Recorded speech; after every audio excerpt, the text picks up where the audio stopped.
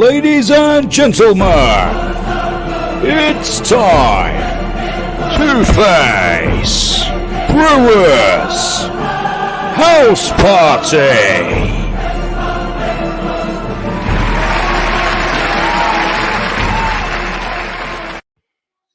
And a very, very good afternoon to everyone. Hey, Abigail, you were quick to quickly come in there, darling. I'll just quick say hello, Linda. How are you? It is snowing, and it's still snowing. It's snowing forever. We've never had so much snow. I can't believe it. But as you come in, hello, Marilyn. Hello, Linda. As you'll come up, Gail Pettifer. How are you, darling? Say hello to all the family. Darren Butterfield. Andrew Govey, all of you coming in. Susan Guy and Stuart. How are you, Stuart? And ladies and gentlemen, it is snowing out there. It really is. Billy Stanton. Hello, mate. How are you? Kerry Hawthorne. How are you? Hello to the girls. As you come in, we are covered in snow for the first time. Hello, Ruthie. Lenny, how are you? Debbie, good afternoon to you as well. As everyone says hello. Keith Isaacs, hello, mate. How are you? Karen, Jean, you're still coming in. You're still coming in. I've just took my hat off. I was going to put it back on, but just to give you the fact that it is very, very cold out there. Hooray, well done, Ian Wall. It's the Fox Hat Gang. Ian. Mandy, how are you, hon? How are we? Kerry, Amelia's had a knee operation this morning, but we're home now. Don't know what happened to Amelia. How did she get that then? So give a big hug to Amelia. Jean, how are you? Jacqueline, how are you? Janie's birthday yesterday, wasn't it, Jane? Lee, how are you? Happy birthday, Lee. Holly May, so many of you coming in, still coming in. Fiona, hello, Fiona. Marilyn, no snow in Northampton, you're kidding me. Wendy Sullivan says she remembers Andy Mace from the old days. Yes, Johnny Love, hello, mate. How are you? It's not your hat, Johnny. It's not your hat. I'll just keep it back on. Holly May, hey, Mark, lovely. Jackie, wow, you are suddenly so much of you. Now, Debbie, it was your birthday as well, wasn't it, Debbie? From sunny Spain. Yes, you would, wouldn't you? When you're a millionaire, doesn't matter where you are, Debbie Alexander, happy birthday to you. But let's say hello to everyone who's joining me today. I'm very excited once again to see a couple of old friends, one including Andy Mace, Phil Morton, and of course Jack Jenkins, who I've sent outside to build a snowman. Look, Jack Jenkins, how are you? Yeah, it's a bit breezy out here now. I needed you to be out there, Jack, so everyone can see how much snow. Show us the snow at Potters. Show us the snow. The snow. Let me go down here because it's down to my knees over here. This is where the tennis court is. Yeah, I know where we are. Yeah, I see it. Tennis court. Yeah, lovely. Look how heavy that is. You can't see it now. There is a lot of snow. We haven't had so much snow. Look how heavy that is. Look. Jack, get up, Jack. Where's your hat, Jack? You should be wearing my hat, mate. It just makes me feel cold. It is windy. But, Jack, we've asked you to build a snowman for us on the Brewers House Party. So, Jack, get on with it. Make a snowman, and we'll be back with you very shortly. Exactly. Abigail, see you later. I don't know. I couldn't hear him. There was Abigail saying, "Can we hear him?" No, I couldn't hear him. But I mean, I'm telling you, it is so windy out there.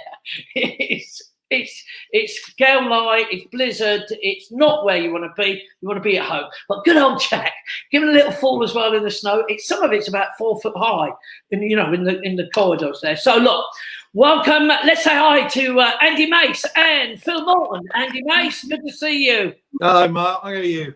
Phil Morton. Afternoon. Phil Morton. Here as well. You have. Well, you've been coming to Potters for over 30 years, haven't you, Phil? Yeah, we're just trying to work it out the other day. I don't know whether it's 31 or 32. I think it's more 32, I think. We will look forward to talking to you, Phil. Lots of people say, who does he look like? Andy. Does he look like any famous footballer? Andy. Does he look like who? A famous footballer? Yeah, an old footballer for Man United. Yeah, I can see what you mean. Dennis Law, Andy. That's what I'm trying to say. I was just about to say, is it Dennis Law? Yes. Yes. Unbelievable. You got He's an old mate of mine. Yes, listen up, mate. And Phil, we will talk to you very shortly, and to you, Anthony. I'm really excited, looking forward to talk to you as well. So, look, we have got some birthdays. We have got people celebrating. I did mention one or two people as they came past us, hello, like Debbie. But what we got now, these two is Tracy and Ken, and they are celebrating 22 years together. And we've had most of those 22 years at Potters with all their family and their kids. So Tracy Ken. Now, Sam, that's Gemma and that's Freddie, but Sam's birthday, Sam has sung for us many times. That was Debbie in sunny Spain. Can you believe? Debbie Alexander, hello, darling, happy birthday. Laura Williams, happy birthday to you, sweetie pie. And there's Kerry Kavanagh with a dear Jean passed away, but we love you, Jean. Kerry, happy birthday to you. And we love all your big family as well. That's the Burnses, Janie's birthday, and she's got my hat on. And she enjoyed the snow. That was perfect. Kyle Fraser, hello, Carl. That's my niece there. Look, Amy with Nathan. Hello, Carl Fraser. How are you, mate?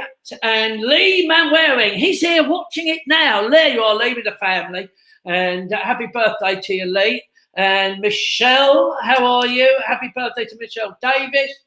And have we got anybody left now? I think, look, she's only a Hammer fan. It's Susan Crowley with Up the Irons. Susan, happy birthday to you. Now, we've shown you there, Anita and my wife, because we have got Phil Morton to come up and say hello to us very shortly. But all those people, a big happy birthday. Hope you're enjoying the snow. Some said that Northamptonshire went, they haven't got no snow. If you've got any quick snow pictures, don't be frightened to send us, clip us then, let us know. But we will be going back to Jack to see how he has got on with a snowman, our very own snowman, our very first ever snowman. Heather, happy birthday, thank you, darling. Bill is from Spain. Look up Debbie Alexander. She's there, Bill. She's there. So thank you for joining us, mate. Steve Madams, we'll be talking to you. Steve, you said to me you're working. Steve is our paramedic, and of course Nars. He's going to come speak to us on Friday. So let's to no snow in Tamworth. Can't believe it, Terry. That's ridiculous. Boney Tony, yes, looking well. Thank you, mate. Bone Tony, nice to see you. So let's talk to Andy Mace. I'm very keen to talk to Andy. This is where we call a legend in my day, because you came to us as a young man.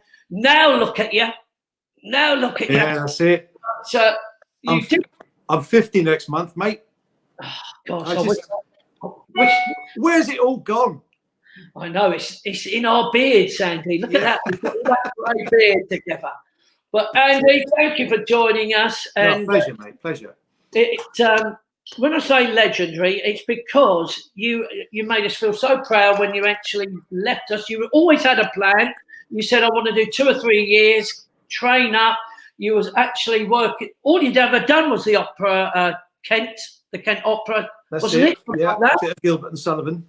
Little bit Gilbert and Sullivan. You sent me a lovely letter saying, I think I could be at Potters. And because I never answered you, you sent me another letter saying, thank you for nothing. Yeah, I did. Yeah. Thanks for not getting back to me. And of course, I rang you up to say, come and join us. Come and join us. Yeah. I love the fact that you actually said, come on, mate. I mean, you could at least respond. So I actually said, come and join us for a weekend. And then you got up, I think, possibly to see the shows, see what it was like. And I've got you up to sing a song. That's right. That's how it started. That was end of 1994. That was. That's incredible. Which, of course, we then invite you to be part of the show for about 3 years. Yeah. I know Nigel. I said to Nigel, "Have we got anything of Andy from those days? Have we got anything that we can show people what Andy was like?" I'm not sure if we have. But he's going to try and find it. I think my wife was there as well. Andy, my wife's saying hello. Oh, hello, Claire. She was on. She didn't want to come say hello. Got no makeup on, which of course, obviously, I would have brought up if she'd stayed on the camera, but she hasn't. Yeah. She hasn't at all, Andy. So And let's have a look what he's found. Can you believe that's take that? Oh my God, look at me. And that's horrendous when you look. That is my wife there. Yeah. That's Claire. And look, that's the Whelans. That's Drew. Yeah, Drew and John and Dean Whelan. And who was that singer? That's Sean. Sean. Yeah, Sean Hathaway at the front there. That's when Sean really fancied Claire when he was holding it. That was before my days. That was before my wife. Yeah, of course. Of course. But you was part of the horrific space show, the Ensign Benson, that we all teased about, that we rehearsed the show. Yeah. We never actually rehearsed it together. And lo and behold, when we put the show on with everything, we found we had a 2-hour show. Yeah. The audience were like, oh my God, how long is this? And they were like getting wearier. And of course, the next week we cut it all down. And I bet we never cut your song though, Andy, because I'm sure you sang Young Girl. That was the song. I used to love singing that. It's a great song, isn't it? It was a strange awakening to find that being part of the team that we had the likes of Johnny Wade, Andy Fick, Graham Adams, obviously. You was the young vocalist, as we were. Yeah, I was until Ruben came along a year later or so. I was like the baby, and so it was like Ensign Benson, perfect. So, but I loved it. I threw myself into it, as you know. I had this ridiculous flying helmet that you painted silver, like a green unitard with silver hot pants. Yeah, and I looked a right state, but it was just such fun. Yeah, and to be honest, we all looked a silly state. We all looked. I was aerial, which of course. Was right. Yeah. There's a double entendre on there somewhere. I'm not quite sure where it is. Let's not bring it up. Let's hope everyone's missed it. But, I had classy joint now. You can't say that. I had Johnny Wade talking to me this afternoon, saying, "Please send these love to you." And back at him. Love Johnny to death. He was such a good friend to me in those early days, and he actually really gave me some incredibly useful tips. I was actually talking about him this afternoon to somebody else I was doing an interview with, this chap said, "What's the best bit of advice you've ever been given?" And I said to him, it's quite simple. I mentioned Johnny's name. It's Johnny Wade, this guy I worked with back in the mid-90s at Potters. He said, "Be nice to everybody on the way up because you'll meet them coming down." Exactly. And that's really good advice. The 2 words. Or you get to a case like me who don't actually go anywhere. We just say, we just 35, 36 years later. That's it. You still got to be nice, though. Still got to be nice. And who's looking after us as well? Nigel is looking after us today as well. So we all had that. We all grew up together that early period, didn't we? Oh yeah. I mean, Nigel at those days was the MD, wasn't he, in the keyboard player, or the organ player, as he liked to call himself. Yeah. And I remember a phone call that I made back in like the first few weeks of my job, because you'd said, "We need you to sing a song tonight. You can pick anything, but just sing a song." Talk to Nigel about it. So I rang Nigel up on the sort of payphone, which you had to do in those days because nobody had mobiles. And I was just the response I got from Nigel was the typical Nigel. Now I said, "Nigel, I need to come up with a song. What do you think I should sing?" He went, "Oh, I don't know, mate." So I was like, "Okay, then I better think of something." I'm sure you sang Maria. I did sing Maria at some point. Yeah. Go on, Andy. There I am. Yeah, look at me, look how skinny I was. Good grief. Eat some pies, man. Skinny hair. That was beautiful. Yeah. I know. That's my wife's favourite picture of me when I was younger, that one. Well, of course she would. She likes that one. Of course she'd like that now. But of course, you left us, you did leave us after doing so much. It was a fantastic voice to lose from Potters. But you went on to, I think it was the first one. Was it Martin Gare, your first show? But that's since right. then, the list was endless, isn't it? I mean, you went on to Rent. Yeah. I went from Martin Gare. I did a season at the Open Air Theatre in Regent's Park. Then I did a year in Rent at the Shaftesbury Theatre. Then I did the tour of Rocky Horror. Then I did Napoleon back at the Shaftesbury Theatre. Then I did Rent again. And then I did the Full Monty. at the Prince of Wales, both at the Prince of Wales. And then after that, I went on a cruise. I did the Queen Mary 2, the maiden voyage of the Queen Mary 2 as a vocalist. Then I came back and did Les Mis. Then I did Woman in White. Then I did Wicked for 3 years from the original cast for the first 3 years. There you are, Andy, with Kerry Ellis, no less. With Kerry, and there I am. Yes, there's a picture of me and Kerry in Wicked. Kerry was playing Elphaba, of course, and I was playing a goat. Well, of course you could have done. The funny story about that, and there's Lion King as well, but that was a lovely day. The little girl on the left, she came to us one afternoon, and she was she's the daughter of an ex-colleague of mine called Yvette, that I did Woman in White with, and the little girl was suffering at the time with leukemia. And she came to see The Lion King because she'd never seen the show before, and she wanted to see it as part of her sort of like bucket list, if you want to call it that. But she's fine. She beat it. She got over it. But in those days, she was quite ill. So that's me in the middle there, dressed as Scar, and Shauna Scoffrey on the left, and then Nick Afoa as Simba on the right. So that was a great day, and 5 years of good memories there, mostly, I should say. Yeah. I would say so. That is that. And that's you at Rent, by the way, Andy. Yeah, that's me in Rent, far right in the stripy T-shirt. Yeah, right over there. I can see it.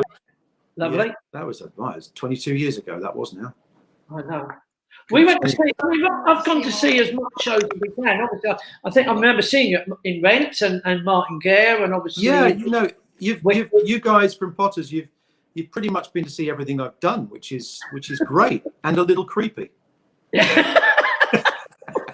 Only you would say that. Now let's have a look, because your latest performance in the West End was Only Fools and Horses, and of course that's brought so many people to come and see the show, haven't you?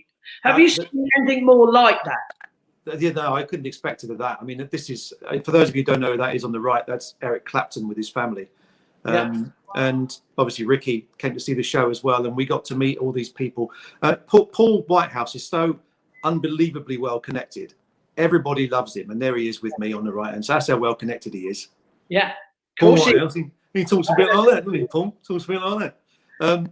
But that's us having a beer. We had a little socially distanced beer up in Islington where he lives a few weeks ago before the lockdown happened, and that's me on the left as Grandad. I took over from Paul when he left. And then he came back to the show. That's me backstage at Betty Blue Eyes, which was 2011. And that's, of course, Cameron McIntosh and the Duke of Edinburgh. Yeah. They see us. So is that sort of intimidating when you are meeting the likes of Cameron McIntosh? I don't actually think meeting the Queen or Philip is intimidating. Isn't it more intimidating to come up with like entrepreneurs, whatever the word is? Well, Cameron's actually just somebody I've worked for 3 times now, so he knows who I am, and he's a nice man. He's just a nice guy. He's very down to earth. He'll have a chat with anybody. He occasionally throws his toys out the pram in rehearsal, but you expect that from him. Yeah. But he's a good man, and he's given a lot of people work in the musical theatre industry over the years that he's been doing it. So I can't respect the guy enough. He's enormously important to musical theatre. Oh, very much so. Dave Scanlon saying, Andy, I loved you in Fools and Horses. That's from Brendan. Oh, you saw Only Fools. Oh, good. Well done in your book. Oh, that's interesting. You should mention the book because this is a good way of bringing it on, Andy. Look at this. I've written a little book here. Can you see that? The best bedtime stories that you've written. And when did you write this, Andy? Well, I wrote the stories like gradually over the course of 18 months, but I put my foot down a little bit on the pace of it when the lockdown started back in March last year, because I thought to myself, well, let's do something creative. And Serena, my wife, who's always been so encouraging, she said, well, these are actually good. You should put them into some kind of print. So I got in touch with an old friend of mine, an old colleague of mine who's an entrepreneur. I said, look, I've written some children's stories. What do you think? He said, send them to me and I'll let you know. And he loved them. So he has fronted all the money and know-how to put this book together, which has got lovely illustrations and everything. And you can go online. You can go online Keep going, Andy. Go to andymace.online. There's a little rudimentary website there. If you want a copy, we're doing a print run soon of the first batch. Leave your name and email address, and we'll let you know when they're available to buy. But at the moment, it's still early stages. But we're getting more and more publicity for the book as we go along. So it's starting to get a bit of interest, which is good. So if anyone knows any publishers, worth a try. Yeah. Why not? Raymond, no, it was fun. I mean, it was basically eight stories in the first volume, some long, some short, some for younger kids, some for older kids, but all kids would enjoy it, I think. And yeah, this is a little video segment of a little CGI film we made of one of the stories. All of the penguins loved to swim in the freezing blue water, catching fish and playing in the summer sunshine. But there was one penguin who was a little bit special.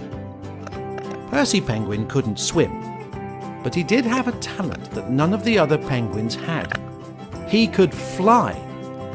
Now, all of the penguins had their own igloos. They'd like to keep them clean, but because none of them could fly, they could only reach the bottom halves of the igloos, leaving the tops all dirty. That was, except for Percy's igloo. Because Percy could fly, he could reach every part of his igloo, and he did, cleaning it from top to bottom every single day. Percy's igloo gleamed in the sunshine, and all the other penguins were very jealous. Andy, I mean, even that's fantastic, Andy. Well, thank you, mate. That's really kind of you. It's just a little pilot. It's not by any means a finished product, but my business partner in this project, Murray, he put together a little CGI version of one of the stories in the book with a view to taking it to Sky TV and CITV. So yeah, that's the idea. No, incredible, and I just love the idea with the cartoon as well. I just thought, crikey, that takes it to another void, doesn't it? Well, it does, and all these TV companies are always looking for original new ideas. So we thought, well, why not give it a try? So we're in the process of negotiating with the CGI animators to make the other 7 stories into full-blown versions, pilot versions, so we can just take the TV companies and say, look, what do you think? You never know, do you? No, of course not. Of course not. But both Wendy and Christine said about buying it just there, Andy, while you Perfect. Perfect. So yes, it's suitable for any children from the age of 3 or 4 upwards, up to about, I'd say, 9 or 10. And as I say, pop to andymace.online. It's just a rudimentary one-page website, but the email address to leave your details is there, and we're going to get in touch with everybody who leaves us a message once we have some books that we can sell. So yeah, leave your details with us. That's so exciting, Andy. I mean, I love the fact that you went, come on, let's get on with something. Because, I mean, lockdown has been incredible time for us all. And do you know, so many people are reflecting on the business, especially in the business that you're in. I mean, so many people have, I mean, you know yourself.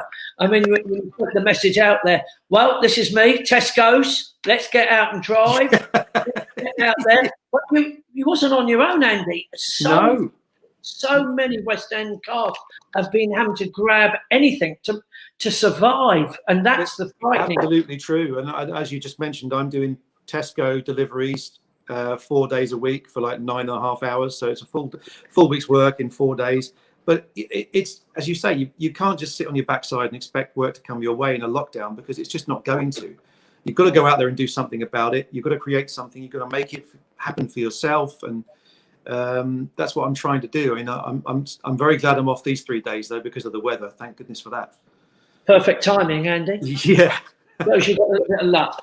So, when do you think? What's been anyone said to you about Only Fools and Horses? What are they saying? So at the moment, there's no absolute set in stone date, because who can do that? But we are hoping to open towards the end of April, maybe the end of May. I'm thinking it might be the end of May more realistically, but I think we'll be back in rehearsals towards the end of April, which is only the month after next now. So we're not far away from the end of this thing. Jenny Molly has said the singing delivery man. Yeah, I've not tried that yet. Maybe I should. But yeah, and the show, keep an eye on the website. It's literally just Google Only Fools and Horses the musical. Get on the website and check it out, because they're updating it every week as to when they think we'll be opening again. But one thing you can put your house on is we are definitely opening again. There's no doubt about it. 100% guarantee. We were selling out every single show when we closed, so it makes absolutely no sense for them to do anything else but open it up again. And when we do open it up again, what a party we're going to have. I mean, it'll be the same at Potter's, I'm sure. When you get into your new refurbished theatre, it's just going to be incredible. Have a look. This is what you did online. That's right. I mean, there's somewhere. Not yet, I'm not.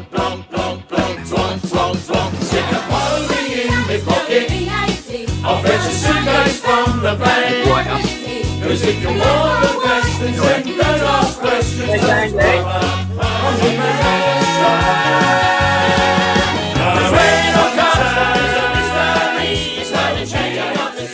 Oh, I really miss it. I love that. I tell you what, Andy, but it's a fantastic show.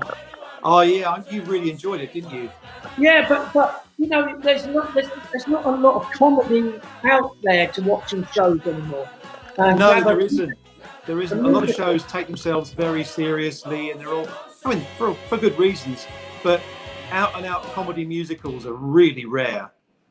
Yeah. You know? So I mean, I think that's why. I mean, also it's Only Fools, and who doesn't like Only Fools and Horses? I don't know many people that don't like the show. But as you quite rightly, you've nailed it. It's the only full-on comedy musical in the West End, maybe apart from Book of Mormon. Yeah. And that's but that's a little bit surreal. Yeah, that's not everyone's end of the comedy scale. I've actually sat watching the Book of Mormons, watching people leave, going, "Well, it's magnificent." You know, if you've seen it before or heard the soundtrack, you know there's one song in Act 1 that people are going to just either stick with it or they're going to go. They will have it. And it's just great fun watching people's, in fact, how they look at it and go. You're actually watching their, you know, how they take the show. Oh back. yeah, but no, it's wonderful. 99% absolutely, they know what they come to see. South Park have done it. It's there to deliver it the way, and it's lots of people saying, "Can't wait to see you in Only Fools and Horses." Will Paul Whitehouse be back for a little while? Or? Oh yeah, Paul's coming back to play Grandad for a few weeks, maybe a few months. It would just be great for the show that Paul is back in it. Paul loves the show, just, you know, as well as having been the co-writer of it with Jim Sullivan. Sorry, Frank Hodges, but they came to see the show. There was a mishap in the show.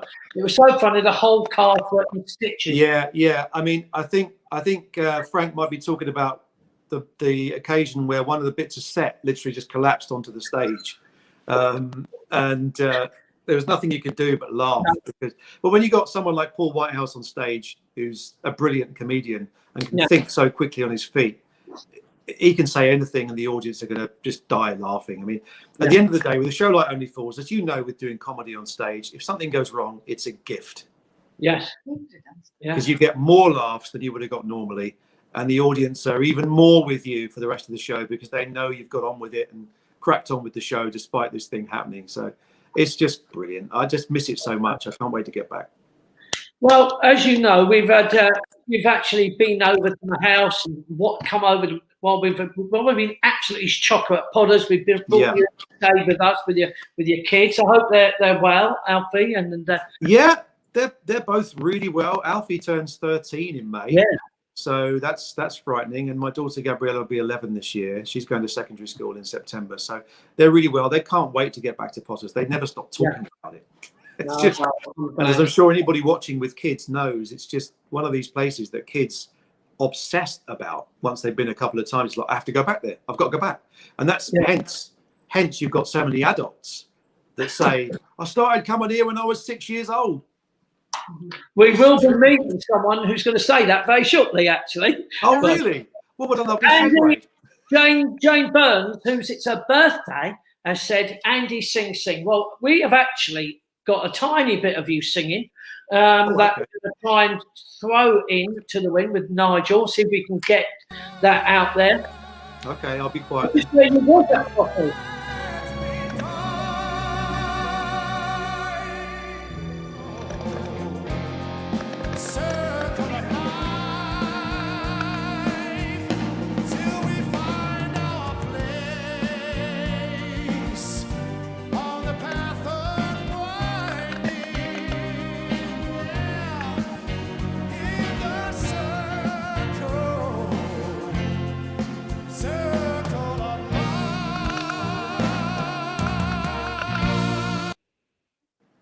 And there was a bit of crackling going. The mixing, Nigel will be going like. Yeah, no, I think it was definitely the sound. I couldn't hear myself properly, so I was definitely problem with the sound that night. Yeah.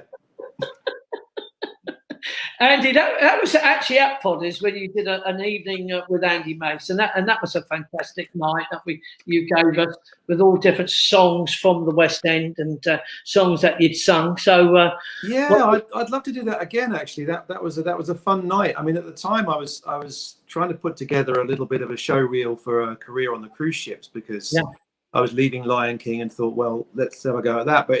As it turned out, it never panned out that way, and I ended up getting into Only Fools and Horses anyway later in the year. But yeah, it was a fun night. I mean, it's something I'd like to do again. So who knows? Well, we've watched you progress and move up and do things. Even now, suddenly find yourself in Tesco van driving. We love you dearly, Andy. I'm going to finish the whole show tonight with a song a little bit later with you that we put to. Smoke Gets in Your Eyes. Great. Okay. It was one of your audition songs. I don't know. I've never sung it in audition. It's a song I managed to sing in a studio with an engineer friend of mine once. I said, "Can I just put down a few songs?" He was like, "Yeah, of course. I got an afternoon free next week." So I popped round there and I sung these songs, and I just said, "Okay, well," and that was it. That didn't do anything with it. It was just for a bit of fun, really. And I haven't heard it in ages, but I'm going to play that at the end. Okay. Honestly, it's brilliant, Andy, and it's lovely to see you. Lovely to talk to you. See you later, big man. Yeah, cheers, Claire. See you later, big man. Lots of love.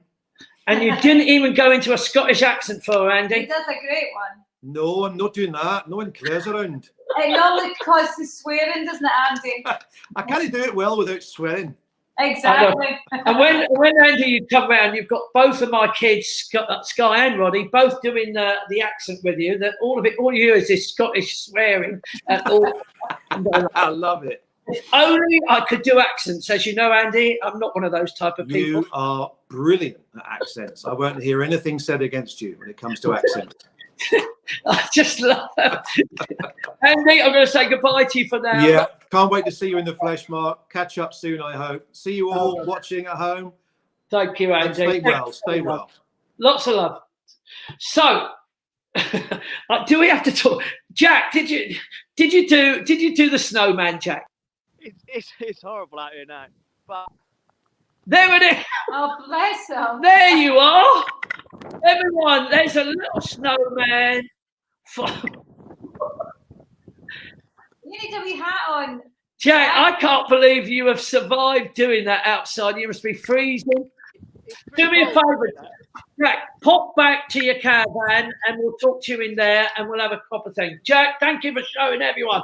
That was his own glasses. That gives me time to talk to a dear friend, Phil Morton, who I said has been coming. Come on, Phil. Are you 2 meters away? Yes, we are. Right on it, Phil. Right on it. Mate, lovely to see you. We've known you for a long time. We know your family so long. We even, if we come down to Epping, we pop in and have a meal with you and whatever. With a You're always welcome. Thank you, Phil. We know that. We know that. I normally leave. Usually my wife leaves drunk. There was another word I was going to say, but she's normally totally in between you all. And we make sure we got plenty of chocolate biscuits. And for me, see how that's because people really do know me that well, Phil. Yeah. So, Phil, how have you coped? Because you've been coming to Potters 30 odd years. Yeah. At least 30 odd years. You always came August bank holiday break with everyone. It was like all the same guests. It was like very much sort of like a reunion with all the guests that used to turn up. But you haven't been able to come to us because of COVID, because of the fact we've shut down. I mean, you've actually missed out a whole August bank holiday, Phil. I did come last year. I know. Thank you. But, yeah, it's been terrible. I mean, so many great friends there. It's unbelievable. Like the people we meet on the bank holiday. Jan and Andy Brown, Brian and Jean, Brian and Jean, and Jackie Eastgate, who's just popped up. Yeah, trying to do your very first there. Look at them now. Yeah. James, remember I got up with James the other year? I know, because he you could sing and I didn't know the words. we do tease you a little bit because as you are a typical guest, I've got you up to sing Mac the Knife or whatever with John, who's tried to dance it away. I'm not going to show it, and I don't think we've got anything proof of that. I don't think I have. But Phil, you booked some great moments, especially to my wife who wants to say hello to you. Yeah, morning, Claire. Oh, afternoon. All right, Claire. Looking lovely as always. I know. She's put the lipstick on now, mate. I think I'm in Claire's top 10 favourite people. Yes, Well, definitely. I think you're up there in the top 3, Phil. You're up there. Top 3? Yeah, Roddy, yourself, and me. We've got some pictures, and we'll explain the pictures afterwards. So let's have a look at some pictures and the reason why Claire is part of that. Look, right in the middle of Dennis Law, legend, and of course the legendary Rod Stewart. Claire's number one fan. That's my boy's name. That's how we called. We actually, that's probably the real dad. Probably the real dad is Rod Stewart. She named Roddy, our own son, after him. So that's not. Other people do the other way. Let me have some more pictures now. There we are. Look. See, you are that friendly with them. You're in the house. More importantly, you actually invited. I said to you, do you know Rod that well? They are. Oh, we never realised. You cannot see the likeness of Dennis Law and you, Phil. I can. I can. I wish I could play like him. Now, what is this? Is this the Celtic team for the charity matches or just the games? That's Rod's team. He's got like Gordon Strachan there in the front. See Gordon, see Rod. Dennis Law. You got the fella on the end near the goalkeeper, Glenn Cockrell. Used to play for Southampton. Yeah. All these guys. Oh, see the geezer to the far right. Yeah. The far right. That's Dean Smith, Aston Villa manager. Yeah. Yeah, he scored a hat-trick that day. And literally, Rod has a football pitch in his own house, by his own house. Well, I took you down there. Do you remember? Well, that's my point. I'm leading up to. I was leading. Can we?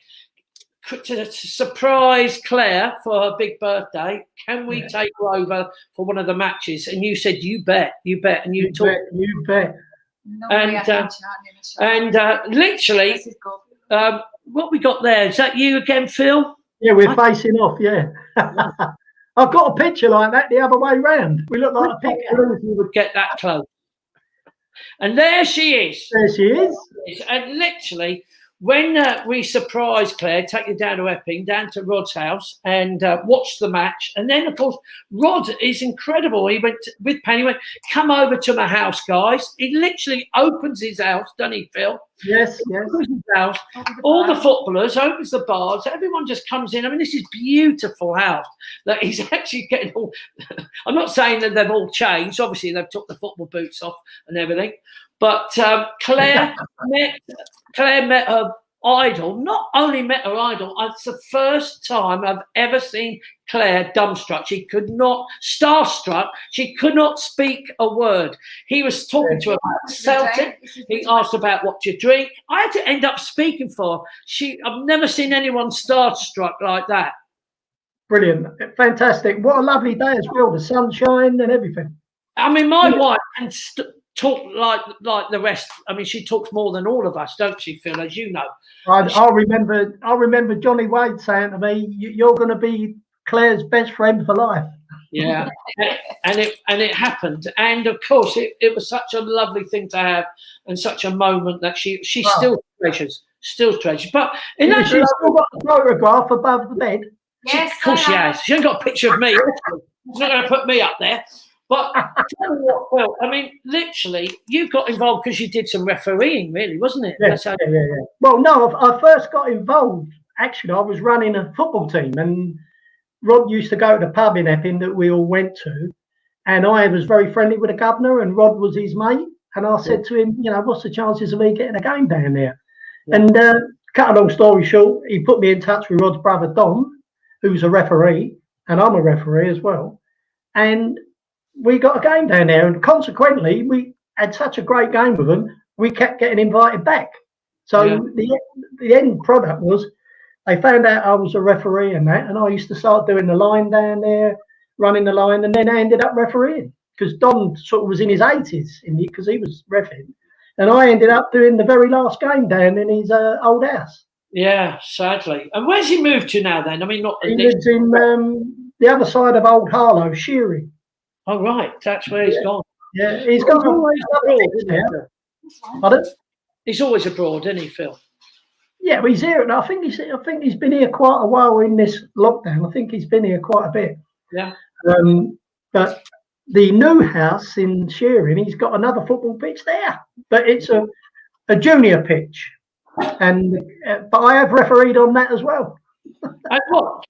Let's just admit it, Phil. Even when you come up to Potters, I immediately say, I don't need the whistle. I'm not going to ref. I make you do it. And you get all the stick, don't you, Phil? Yeah, I'm glad you brought that up because there was one of your waiters there. I think you know the guy I'm talking about. What about the Scottish Martin? It's a Scottish. No, the geezer was from Manchester. Oh, right, Andy, yeah. And he used to give me so much stick because, like, he thought I was biased to the guests and this, that, and the other. And one day I got so mad with him, I chucked the whistle at him and I said, "You do it," Yeah. you know. Anyway, for years we ignored each other, we wouldn't talk and this and that. But just before he left Potters, he come up to me in the restaurant one day and he said, "Phil," he said, "I've got to have something to say to you." I said, "Well, what's that, mate?" He said, "I'm really sorry for the way I behaved on the football pitch." And he apologised to me after, like, must have been 10, 12 years. I know, Phil. In fact, you've got a lot of stick. I mean, weirdly as it is, Phil, in all the years I refereed with the Potters against the staff, I didn't get much stick. They just They saved it for me. and not only that, I cheated far more than you ever. You played as honest game as you could play. I know you do, and you got the most stick where I would cheat like no end, but for some reason. I even scored. I'd even score a goal for the Potters team if I had an opportunity. I mean, that's how bad I am when it comes to it. But I don't believe I never really got any stick really from people because I realised that it was a bit of fun. But no, it's probably you, Phil. It's probably your manner. When it comes to football, that's one thing I don't like is cheating. And because I'm a referee, honest job. That's it. So you play an honest game. Did you come to our wedding, Phil? I'm trying to think. I did. I was looking at the photos the other day. Yeah. I'm sure some of the guests, not everyone, of course, obviously can't invite everyone. His beautiful daughter, who I love very much. Well, you remember Anita and Martin came as well. Yeah. And Max was a baby in the pram. That's right, because Guy was only one on the Max is 22 now. Yeah, that's right. Yeah, you must make me feel old, Phil. Make me feel old, mate. Make me feel old. I've had my first injection. How do you think? Oh, how old I feel? Yes, Sarah. I was coming in to mention about Champions Hour. Yes, people are coming up. Yes, I definitely cheated. That's why I ended up in the stock so many times. I didn't know. Do you remember? Yeah. We had to get that one in, Phil. We had cheated. Don't think I never cheated to get you in the stock. We twisted. Phil. And I know who the instigator was and all. Yeah. We won't tell anyone about that. Hey, Phil, we're going to bring Jack Jenkins back with us to come on with us. And we're going to take you on with Family Fortunes, which you'll be surprised that you could be up there. So is Jack Jenkins back? I am somewhat back, yeah. How cold was that, Jack, out there? It was freezing, yeah. Hello. Thank you, Potter Result. Yes, Mark would never cheat. The staff were just better. There wasn't many games we won, I can tell you. Never cheating. So, Jack, thank you for making that snowman. That was a hell of a challenge. Yeah, felt like it. Do you remember I left you last week with saying to you, can you do a leaderboard with Family Fortune? Yeah. That was one task. Let's have a look at that, Jack. I can't see that, Jack. Can you bring it up to the camera? What's it say? Let me try and get that. Yeah. Oh, that's better. Yeah. We don't see the 16. Is that the highest score? 16. Highest score so far is 16. It's all tied at the top. Yeah. Greg Harlow, Andy Henry, Thompson, and Andrew Adam. Thompson. Is that the Bowles bloke? Yeah, Greg Harlow Right. and Andy Thompson and Andy Mossack is up there. I would have asked Andy Mace to have a go, but quite honestly, he's Mensa, and he would have hated not getting this right. He didn't have our quiz the other. Now listen, Phil, the idea of this is that we give you 5 questions. Don't ask me to sing a song because I don't know the words. No, this is not singing, mate. This is just. We know you don't know the words. We have to line up with a piece of paper when you sing that tonight, and that's the only song you sing, and you still need a piece of paper. Still don't know it. 5 questions. We want you to think of the top answer. Right. It's got to be the top. If you get the top answer, you get 5 points. If you get any answer, Jack, you're making more noise than anyone.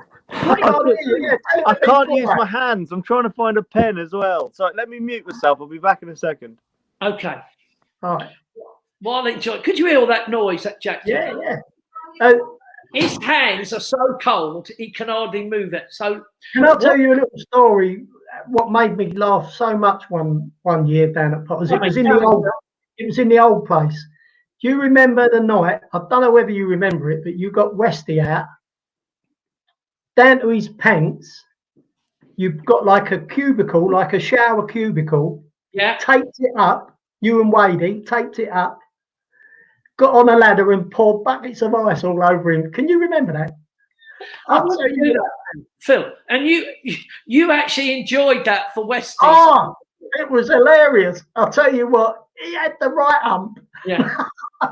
That's only because Westy's always so smart, isn't he? He's one of those smart. Yeah. You know, he probably but I bet I took his shoes off because he had incredible dance shoes, didn't he? Yeah, you did. So listen, you get 1 point, Phil, for any other answers that's in our top 4 or 5. Yeah. Jack will work it out. You're trying to beat 16. That means you need at least 3 top answers and a couple of single answers to take the lead. Always think of the obvious answer. That's all you got to think of, the obvious answer. And Jack will then reveal what we've got. So, Jack, you're still muted. I am, yeah. Well, I'm not now. Okay, now. Come on, right. It's 20 seconds, but sometimes I stop because the answer's ridiculous and I stop the clock. So I'm just getting the clock ready. So I'm watching the clock on 20 seconds. 20 seconds a question. No, you get 20 seconds for the whole thing, but it only starts when I do the first question, and I sometimes stop it to give you time. So look, here we go. Name a famous Peter. Pan. Name something that gives you a headache. The wife. Name a sorry, I've stopped the clock. You had to think about it. It just made me laugh that you actually picked out your partner. I would have said my partner as well. But it's funny to hear someone say that. Right, I'm going to carry on. Get ready. Name a non-living object that has teeth. Comb. Something that has a shell. A snout. And finally, name a type of hat. Trilby. Okay. You did very well, Phil. Very well. Did I get 16 though? No, you probably haven't. But we're going to find out by Jack. Let's find out quickly. Jack, what we got? I'm sorry, I was just still trying to write the word Trilby, but got it in the end. Name a famous Peter. Famous Peter was first. You went for Pan. Yeah. I can confirm that is the top answer. Oh, 5 points. Oh, I was Peter Pan in the school play. That's why I said it. Oh, well, that was a long time ago. Very long time ago. I cannot believe you remember that. What was the other Peter? Yeah, you could have had Peter Kay, Peter Andre, or Peter Sellers. Yeah, okay. Yeah. So Peter Pan was up there. Peter Pan was the top answer. Name something that gives you a headache. You made me laugh because you said your wife. I possibly would have said the same about mine. But, Jack, what's the score there? Well, you said your wife. On the options, you have illness, loud music, your partner. So I'm going to give you a 1 point for that. But the top answer for that one was alcohol. Oh. There you Yeah. are. Had a few of them. My wife would have got that straight away because it's especially with alcohol. Had a few of them, yeah. Yeah. So we're on 6 points. But it's not all over. Name a non-living object that has teeth, and you said A comb. Jack. You could have had a skull. A skull. A human Course. skull. Yeah. You could have had a zip. A zip. You could have had a saw. Yeah. Handsaw. And yeah. the top answer was comb. So you got 5 Whoa! points for that as well. You're up there now with 11. We only want one more top answer, and you'll be up in the top leaders, Phil. And we've got Yeah. 2 questions to come. Yeah. Name something that has a shell. Snout. You said snail. Yeah. Now, the options were crab, tortoise, and snail. So only 1 point for that one there, What was Phil. the top answer? The top answer was egg. It's obvious when you see it. Yeah, obvious. Yeah. An egg. Oh. I can see where this is going, I think. Now, name a type of hat was your last chance. You said trilby. You could have had a straw hat, a Stetson, and you said trilby. It was on the list, but it wasn't the top answer. You get 1 point for that as well, Phil. Top answer for that, baseball cap. Is that a hat? Is that a It's hat? a hat, yeah. Oh, You right. know, Stetson, pork pie hat. Yeah, I mean, trilby's a proper hat, isn't it? That's a proper answer. I'm saying there, Phil, you were so unlucky because Jack is the man who decides the rules. I'm not saying that people like that, but he's the one who says, no, it's not. Baseball cap was the top answer. Mark, as you Let me know, go again. I play a nice Yeah. game. Listen, we Yeah, I play know you do. an honest game. They've been Phil- playing honest games for 30 odd years. No, Phil, that's not the same thing. That's not the same thing as that. Look, Phil, we appreciate you coming on. It's been lovely seeing you. Give big too. hugs to all the family. And 100%. a lovely family, your lovely Anita and all of them. Jack, can I give you another challenge? Yeah, what's my challenge then? Shall I try and find out if we can do some baking? Some baking. And I'm going to ask people like Lynn Ange, who lives in Ireland, she's always baking. I've never done that like that, Christine. Thank you for that. But I'm going to put that to a challenge to you, Jack. Yeah. Baking. I'll see if she come up with a recipe, and then I'll send it over to you. So Lynn Ange, if you're there, if Lynn Ange isn't listening, then we'll try and get somebody else to say, like, who does some baking. I know you live in a caravan with a very tiny electric cooking. Abigail, baking, you're right. So that's what I'm going to say. And then on Friday, we'll have a look. Even if you can pop one of those baking, whether it's a cake, scone, or whatever you're baking, not soda bread, Mary. No, thank you. So I'm going to say goodbye to you, Jack, and to you, Phil, for joining me. We are going to leave you with the beautiful voice of Andy Mace. I hope you have a lovely midweek. For those who haven't got snow, well, you are very lucky. This is the first time I think we've kept snow. We've had loads of times with snow. We've never. Claire has kept saying, I'm not going down the shop. You know what's going to happen?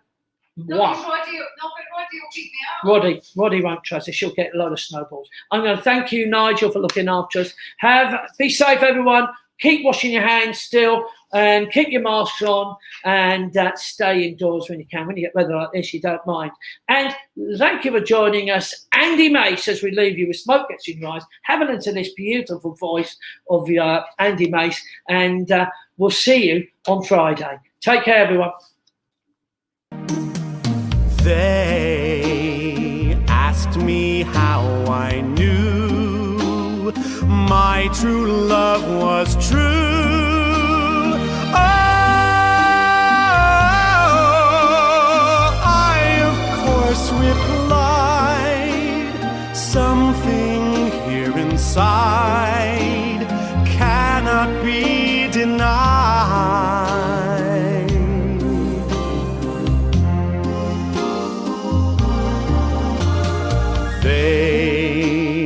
said someday you'll find all who love are blind. Oh,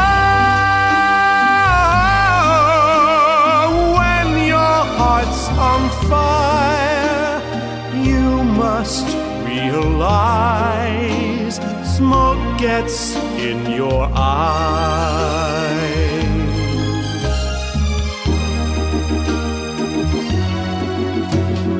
So I chaffed them and I gaily laughed to think they could doubt my love.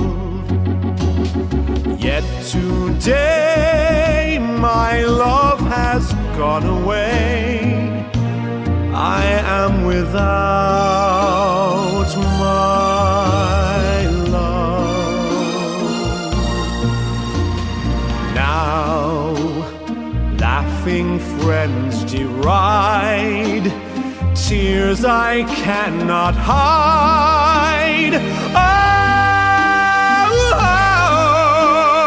so I smile and say, when a lovely flame dies, smoke gets in your eyes.